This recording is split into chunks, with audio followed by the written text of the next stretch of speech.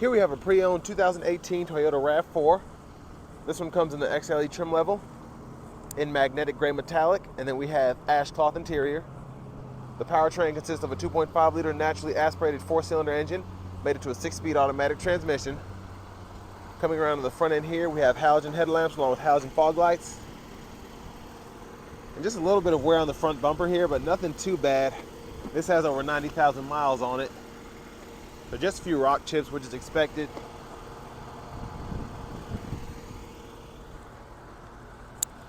And then coming around the wheels here, these are going to be 17s. And they seem to be in really good shape still. We get passive keyless entry on the front two doors. I'm going to go ahead and pop the hood. And over here we have our power windows with one touch up and down for the driver's side, power door locks here, rear window lock here, 2 bottle holders, and then small pocket there in the door panel. Power mirror controls are here. Just pick a side, then you can adjust lane departure. That's for our power lift gate in the back. And here's our power driver seat with power lumbar support. But I have that seat up front adjusted for someone of my size, so now I'm going to take a seat behind that seat and see how this legroom is.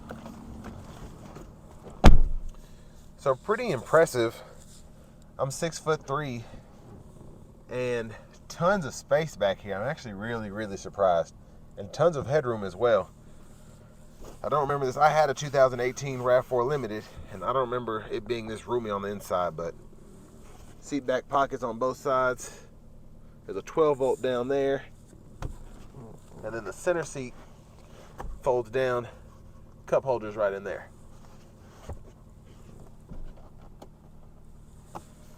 And then we do have a grab handle with a little hook that can hang 2 hangers or so, maybe a couple more.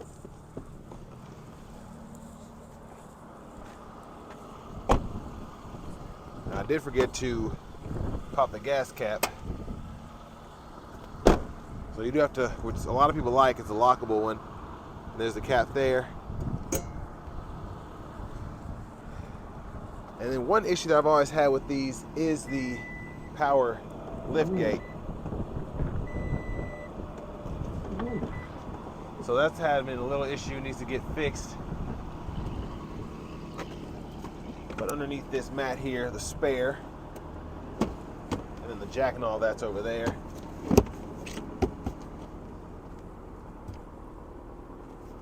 But tons of space back here. And then, see if I can get this to close. Yeah, that was one of the worst things about the RAV4 I had, was you could never get that power liftgate just right. This wind is ridiculous out here. If you want to fold the seat flat, just pull this here, and then the seat's up far enough, it'll go all the way down. You can run longer objects from the back to the front, and then just lift it back up. And if you want to push it back some, you can lean it. Several different adjustments.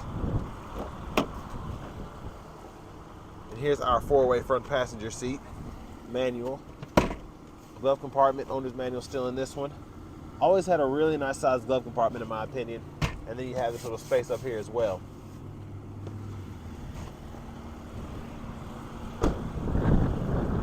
We're making our way to the engine bay. There's that 2.5 liter naturally aspirated 4-cylinder.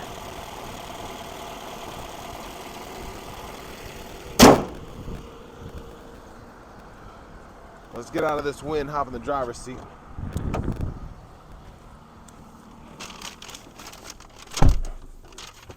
So in terms of the wear on the steering wheel, you can kind of see that for yourself. Nothing noticeable. So it's held up pretty nicely. There's like one scuff, I think, right back there. So other than that, it's held up very nicely. Now to the radio, you do get AM, FM, XM, then you also have Bluetooth audio. Then you have an aux input, CD player, USB. There's a CD drive right there. And then I really like the weather channel weather you get. So you can go through all of that. And I don't think I needed an XM. I think it used like some kind of radio signal or something, if I remember correctly, because I didn't have an XM subscription that I remember. But with traffic, I think you need XM. But from the apps, you can go ahead and check out your fuel economy based on each trip, things of that nature. And you have seek, track, play button, volume knob, and then a tune scroll knob there. Pretty easy to use, not a lot going on, which I like, and a lot of people in the segment like that as well. That's why this is one of the best-selling SUVs for several years. There's the backup camera there. Dual zone automatic climate controls. You can adjust the temperature for either side, sync, and you can actually click the sync on and off. And in the auto, you just have to toggle the fan speed to turn that off. And then you use this to go through where you want the air to blow, what direction. Now down here, you get 2-stage heated front seats. And there are your USB and aux inputs there. 12 volt there. But what was very interesting, which I'll test it on the test drive, was the eco mode and the sport mode. Now this never was super powerful for me, but it got the job done. And the sport mode was definitely helpful for that. Handbrake there, and then to shift the 6-speed, hit the brake, pull down, reverse, neutral, drive, and then you can manually shift right here. And it'll show you on that digital part in the top left corner what gear you're in. We also have a power sunroof, so you can one-touch open that, and you can tilt or slide it. And then you can one-touch close it as well. Here's a view of the back. Sunglasses holder. Your hazards are here. And then back to the steering wheel, the left side, volume controls, nice and big. Track list or radio station presets here.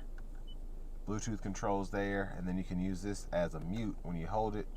And then you can go between your modes here, whether it's FM, Bluetooth, XM, AM, whatever is hooked up. And you have voice recognition here. And then to the right side of the steering wheel, this is the gap adjust for your radar cruise, and then you can go through your gauge cluster. You have a nice trip button, so it'll show you mileage. And then you can use this as a back button to go through the gauge cluster, and you can use these 4 arrows in the little circle there as a select button. So it's not a ton of stuff on here that you can look at, but it's just enough.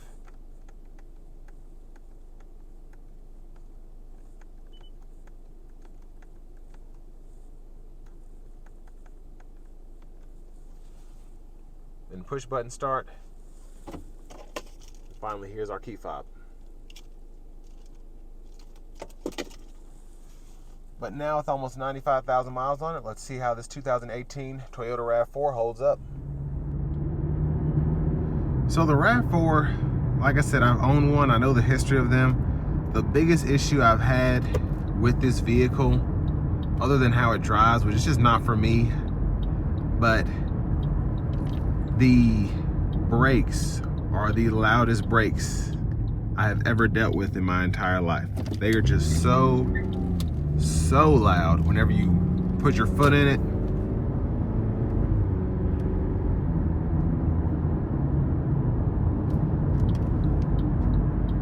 But overall, the car is very easy to drive, very easy to get used to. And that's why a lot of, particularly, I'd say, younger to middle-aged women, even older women, really love this car because there's just nothing to it. Really simple.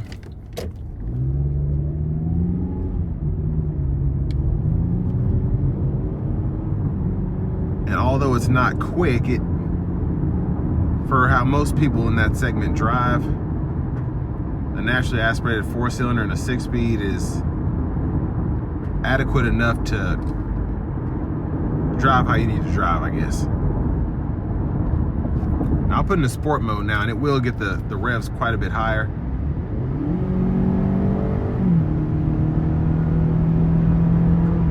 So it can go, it just,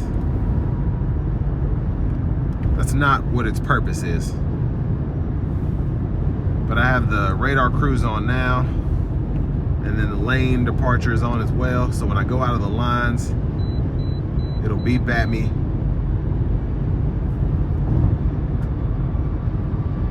But all in all, I've taken several road trips in a RAV4. It was a RAV4 Limited, but pretty similar in terms of just steering wheel, radio setup, all that. The wheels were just a tad bit bigger because those were 18s, but same solid ride. The steering I never really liked. It just always felt, I don't even know how to, it just always felt squishy, just the whole drive of this. But like I said, these are known to be pretty reliable with the 2.5 liter 4-cylinder and the 6-speed. So this drives just like the one I had with 25,000 miles when I first bought it. And this has, like I said, almost 95,000 miles. So they drive, where they're so simple, there's not really a lot that you miss as certain parts or whatever get older. So it's not turbocharged, don't have to worry about the turbo starting to lose power or spool, whatever, as it gets miles on it.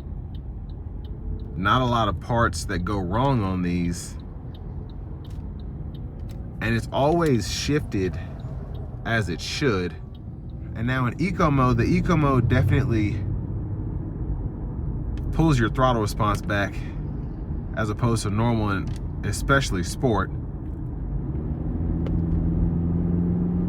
It's not like Nissan where it almost putters because it's trying to limit you, but it does a pretty good job, and it's mostly meant for longer trips, maybe on 2-lane highways or the interstate.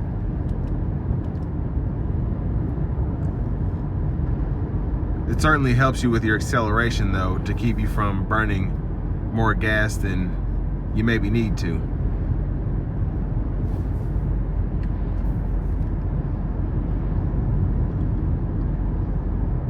So one thing I can say definitively is the RAV4s tend to have a pretty good history at holding up over the years.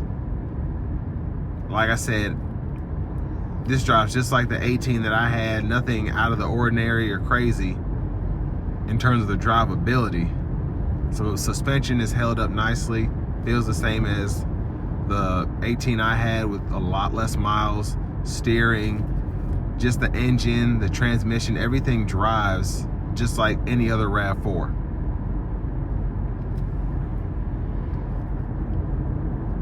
And really thought it was ahead of its time with the radar cruise coming on the 18s. Specifically with this one being an XLE, still having that option was really nice, because a lot of the competition, specifically from the American automakers, you had to pay extra for.